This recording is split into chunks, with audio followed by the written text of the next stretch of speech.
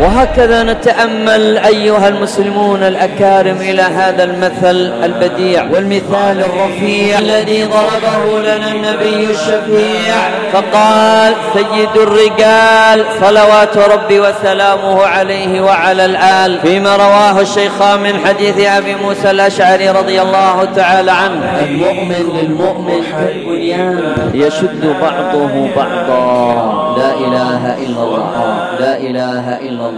المؤمن أي المؤمن الكامل في إيمانه، المؤمن الذي طهر قلبه وجنانه،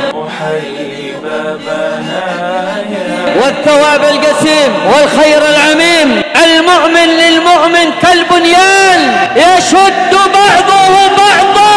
ثم شبك النبي الكريم والرسول العظيم بين أصابعه ليعلمنا أن هذا البناء لا تنفصل أجزاؤه ولا تمزق أعضاؤه ولا يتمكن منه أعداؤه ما دام على هذا الاتصال وعلى هذا العمل من عظيم الوصال. نعم يا أمة الإسلام، نعم يا أمة الإسلام. سلام كمسك الختام.